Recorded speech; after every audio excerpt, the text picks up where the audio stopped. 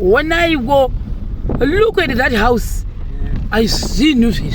Shaendwa. Mwari baba onaiwo. Onai Jehovah. That's ona mushoka bakwama. Onai. Look at that. I need anybody kurekera nema. Mashingo. Taka jegera. Uzo day. Panbagana kap. So rakonda burisa mchawa kwa munhu asi wakavaka zvakanaka. Zvakanaka sezvo.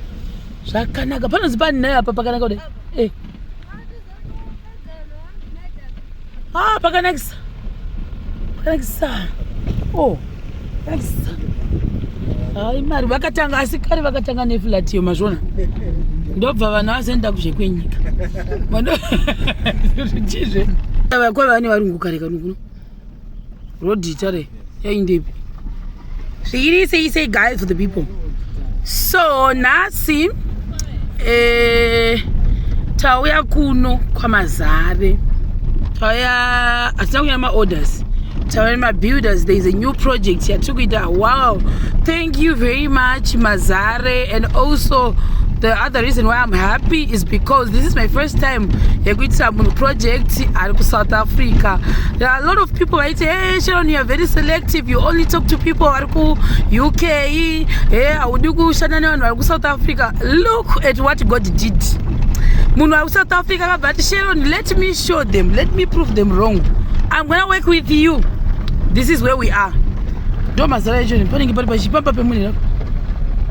project. Pakanakasi. Kwa papa pachi yapo. Ndizvo mushandira. So I have a feeling yekuti kuno road letare kunenge waimbogara murungu chete. Ndizvo handiti. Kuimaka kuziva sei kuno. Andokuziva kuno. Unosvika kusanangwe kwacho. Kure. Rega ndimeshi. Saka avo vanhu vekwamazare, how are you? Saka I only took one day off rekuti ndisvike nevanhu kunoku.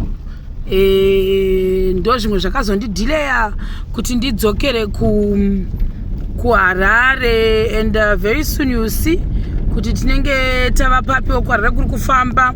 And also this is a new project that actually surprised me. Yakanditora ndisingafungire.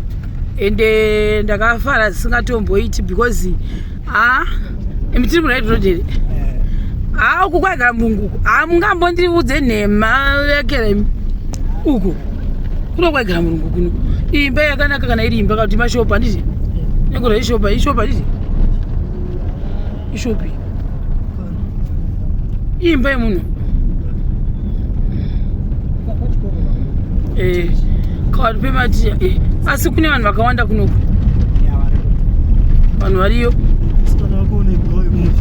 ati wanakirwa nembwa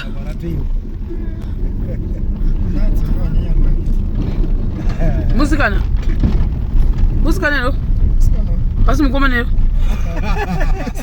avapfeka trauzi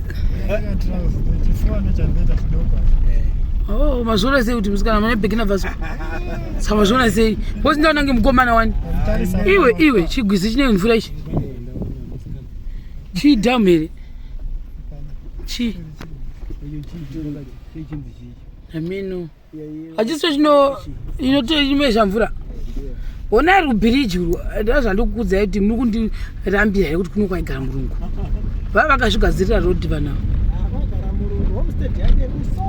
Now it makes sense. Was wakazvisatara inosvika kumba kwake. Yakafa rodhi mwari. Asi rodhi yacho yakashatawo. Todofunga kuti papa pandoenda nedivi ripi papa. Kuramba ndiri kuna nditi. Chisakweshera. Hapana kutanyanga. Ameka ndagona kupinda.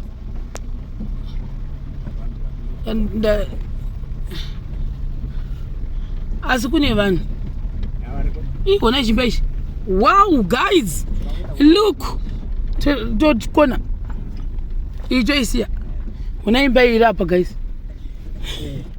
kwaMazare ona ivo guys vanhu vari kuvaka zvavo vanhu vanovaka Mwari we ndichaitawo here ni plotini tata kudaura sika kwandefunga kuti pesa apa painini ndini ndanga ndiri wrong kwandefunga kuti ndekwamazare ka tainda imwe rodhe randatokona ndikatomboitira nevanhu vari kunomota kuti ndokwamazare kanzi hakusi left muunde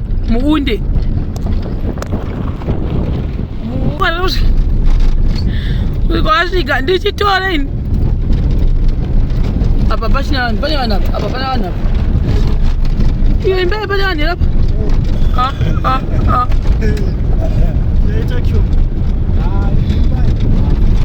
asi hapana apa muone here madhendari apa kuratidza zvatodonha donha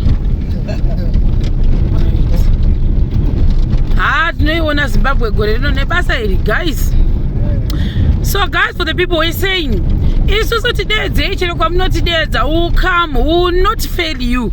We've got a large number, a huge number of people. If you call us, I will always inspect the buildings. So don't worry, I will inspect everything. So asa panchawa nokufamba. Because here I don't know inspect around the Akanaka. Akanaki sabanga zvakanaka.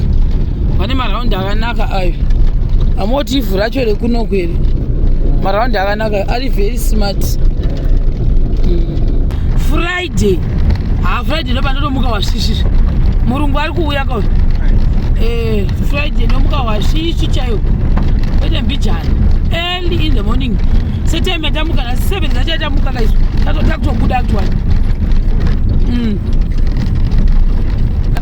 Ndongo buda ndakananga. Takudero. Amona kukosha kwestand yemuduma. Handa ndichipedza ndinoenda nguduma. Oyo chingosora kuti andozodi imi. Zvatiri mumajokoto zvemi. Anofamba mujokoto.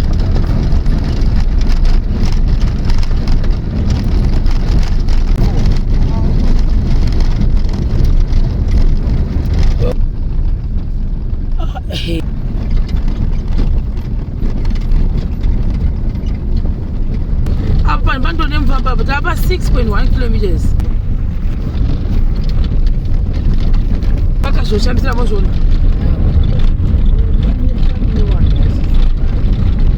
Chakanaka uchindochi. Womo. One pamwe pa guys. Look at that homestead. Autodzvara masidzi avo. Onai. Apa kutodzwa radio. Nice, apa mune zvitotwa zvekuvaka-vaka. Zvekutovakwa guys. Vanhu vakashatirwa akanda kutoridzaikira radio. Kune competition wokuno. Kwamazare guys. Zvakoti paunopinda mumugoto ndo paunoona kuti vanhu vari kuita zvishandwa. Muchizvirevera nhema muri muchiti hatindi kumamisha. Look at what people are doing here. Vana vamwe vanhu takuperekedza vanhu kurarama zvokwadi munyika yeZimbabwe. Deep down kumaruzevha futi. Escorta. That's what we are doing. Ufamba ine mapesa edu but pakanaka bana.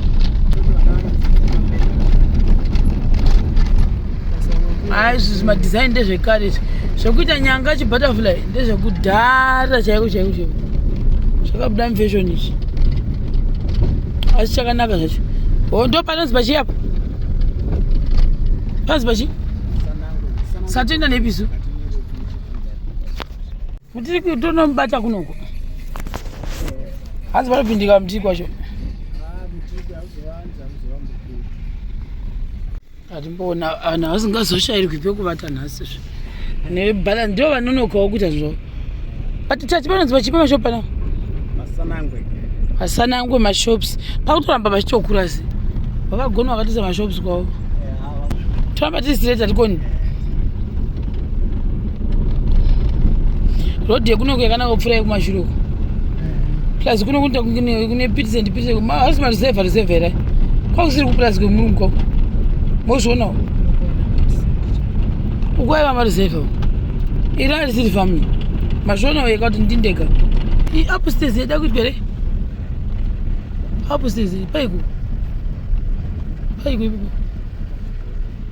Panzi basa nangu. Satira mati stage.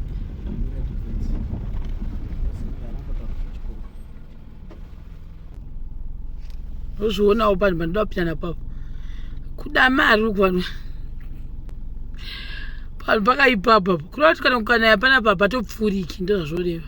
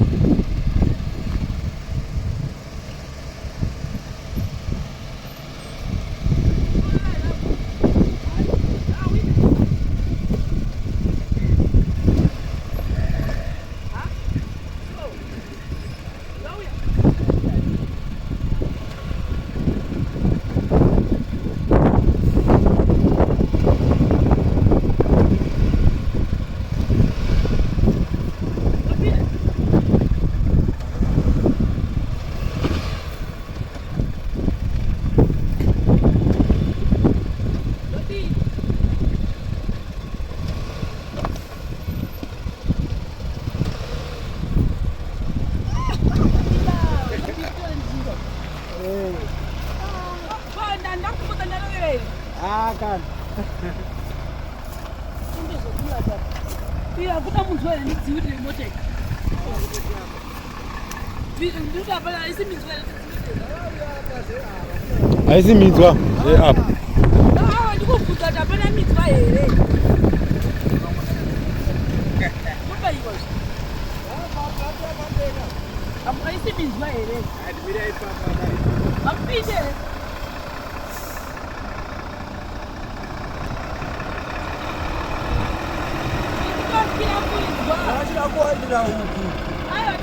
Aisi minzwa here. Imi ndichasirewo kumberi kumboka mbirazi.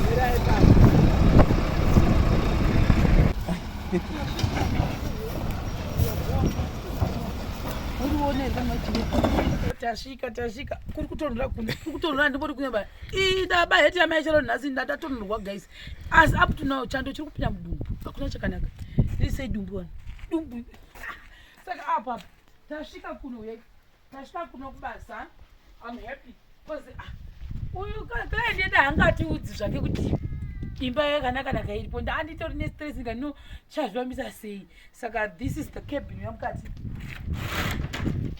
cabin asikukudziya this is the cabin yemunomukati munomu pakaswa floor isusu sezvo maturuzi edu ari kuharare ese tauya nechi ndatenga mafosho redu 3 ayaya isusu tinechidadata zvebasa vanhu vamwari saka tanomatengera panyika namabhidha aya hopefully rimwe racho ratosara pashe kutokanganwa kwaiti chikoko saka apa todai zvimwe maturuzi amabhidha nezvikafu zvavo koko vanozvionera vega mene koko vatenga I don't care kuti chi handitya hamuna kubudisa saga rangu handiti remabura so remabura ndandikototasa ndiri munhu wekwachivinda ndingofamba naro sebenzi ndine zvinhu zvemunhu zvandakakanganwa mekera ine ndafamba nazvo kuno ndanonoka kuisa pamabhasi kutoisa vangwana so iriri igobo redu iriri ayo makwari stones ende pasi pakwari chairo svinhu guys I'm happy slab yedu inenge yakasimba kwete mbijana slab yedu inenge yakasimba. So this is the area where you're going to see us developing something cocostic, something nice, deep in the rural of Mazare area. I can't tell you where exactly we are, but tiri side rikwa Mazare kumasvinku lokwatiri. I'm happy and they keep supporting us, keep giving us my jobs. And guys, for the people, let me tell you one thing. If you hear anyone saying Sharon doesn't respond to anyone who is in South Africa, that person is a jealousy person. That person anenge ane spirit of limitation isingadi kuti Sharon aende mberi. Vanhu family panapa South Africa. Guys, you don't even know apapa. They proved people wrong. Indakatanga kutana wasefani. Achitawo plan yawo yakati kana washe zvakare vachipedzerana tichiwisana hakuna chinhu chonzi achiwiswani takasvika pakuwisana kusvika taita agreement yedu tikasvika pano. So tomorrow you will see me again tiri pano.